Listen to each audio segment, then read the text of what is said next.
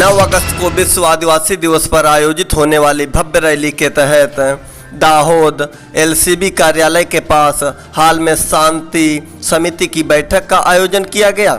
नमस्कार, आप देख रहे हैं अवध इंडिया न्यूज। आइए नजर डालते हैं कुछ खास खबरों पर। खबर गुजरात दाहोद से है। 9 अगस्त को विश्व आदिवासी दिवस पर दाहोद के एलसीबी कार्यालय के पास हाल में होने वाली रैली के तहत शांति समिति की बैठक हुई।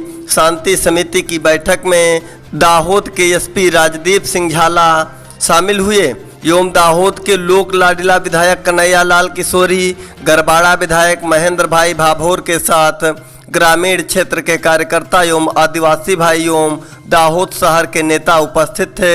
इस शांति समिति की बैठक के योजनाबद्ध समाधान के लिए डीवाईएसपी भंडारी साहब ने मार्गदर्शन दिया।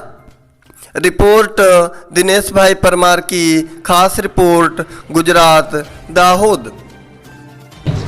आदिवासी समाजना सौ कोई આગેવાનો અને એકદમ સક્રિય કાર્ય કરો તો તમારા સાથે ડીવાયએસપી મિત્રો અધિકારી શ્રીઓ આપ સૌનું અત્રે હું સ્વાગત કરું છું।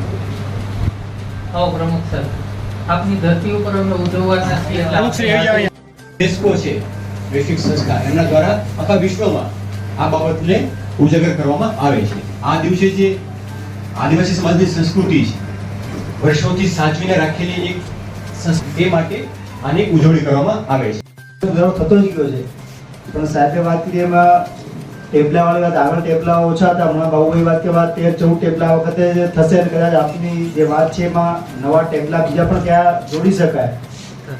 50 ટેબલા સુધી જવાનો પ્રયત્ન કરીએ, પણ આમાં નવી નવી થીમો કઈ મૂકવી એ ભલે આપણે સાહેબ કહી ભલે પત્યા પછી કઈ થીમ લઈ તન મન ધનથી અમને સાથ સહકાર આપતો હોય છે, એમાં શંકાનું સ્થાન નથી।